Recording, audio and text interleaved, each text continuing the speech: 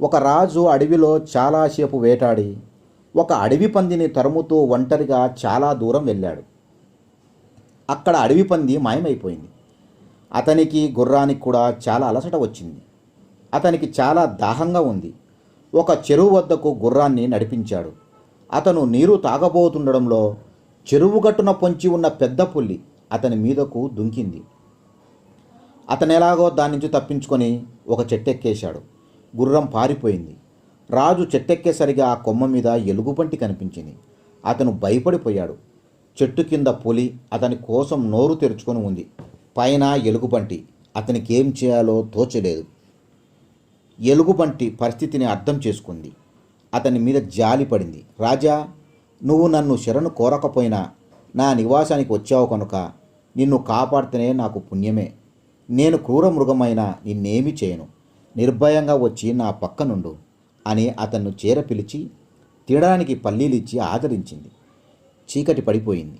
అలసి ఉండడం చేత రాజుకి నిద్ర వచ్చేసింది. నా తొడ మీద తల పెట్టుకుని హాయిగా పడుకో అంది ఎలుగుబంటి. అతను గాఢంగా నిద్రపోయాడు. అప్పుడు చెట్టు కింద ఉన్న పులి ఎలుగుబంటితో, ఇతను మానవుడు, మనలాంటి జంతువుల్ని వేటాడి చంపేవాడు కనుక మనకి ఇతను శత్రువు. శత్రువు చేత చిక్కినప్పుడు చంపి తీరాలి. శత్రువునకు అభయం ఇవ్వడం ధర్మం కాదు. ఎప్పటికైనా ఒక చోటుండ మనమే ఆప్తులం. అతనిని కిందికి తోసేస్తే అతని మాంసంలో నేను సగం తిని మిగిలిన సగము నీకు ఇస్తాను అనే ఆశ చూపింది. ఎలుగుబంటి, ఇతను నాకు శత్రువైనా నీకు భయపడి నేనున్న చెట్టును ఎక్కినాడంటే నన్ను శరణు కోరినట్లే.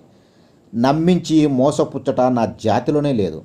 ఇతనిని ఎట్టి పరిస్థితులను కిందికి తొయ్యను అని బదులు చెప్పింది ఎలుగుబంటి. అర్ధరాత్రి అయింది. రాజుకి మెలకు వచ్చింది. ఇంతవరకు నువ్వు నిద్రించావు. నాకు ఇప్పుడు నిద్ర వస్తుంది. నేను కొంతసేపు పడుకుంటాను. జాగ్రత్తగా ఉండు.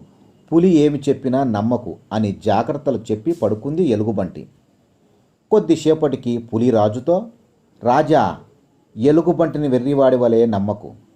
నిన్న నేనొక్కడిని ఇలాగే తరుముకుంటూ నీకులాగే అతనికి అభయమిచ్చి చివరకు భక్షించి వేసింది. నేను పోయిన పిమ్మట నిన్ను కూడా అలాగే తినేయాలనే ఉద్దేశంతో ఉంది కనుక దానిని నువ్వు కిందికి తోశావో దానిని తినేసిపోతాను. కనుక నీకు నా వల్ల ఆపద ఉండదు, దానివల్ల కూడా నీకు ఆపద ఉండదు అని బోధించింది. అతనికి పులి చెప్పింది నిజమే అనిపించింది. ఆ ఎలుగుబంటిని కిందకు తోసేబోయాడు. కానీ కపట నిద్ర నటిస్తున్న ఎలుగుబంటి దిగువ కొమ్మని పట్టుకొని చెట్టుకే ఉండిపోయింది. రాజు అది చూసి, ఇప్పుడు నాకు ఎలుగుబంటి వల్ల ముప్పు తప్పదు. నేను చేసిన ద్రోహానికి అది నన్ను చంపి తినేయకుండా వదలదు అని గజగజ వణికిపోయాడు. కానీ ఎలుగుబంటి, నాకు ద్రోహం తలపెట్టిన నీకు నేను ద్రోహం చేయను, భయపడకు అంటూ చెట్టు కింద నుంచి పులి నిరాశతో పోయే వరకు అతన్ని కంటికి రెప్పలా కాపాడి అడవిలో కొంత దూరం అతనికి తోడుగా వెళ్ళి సాగనంపింది. రాజు ఎలుగుబంటి చూపించిన ప్రేమ విశ్వాసానికి సిగ్గుపడిపోయాడు.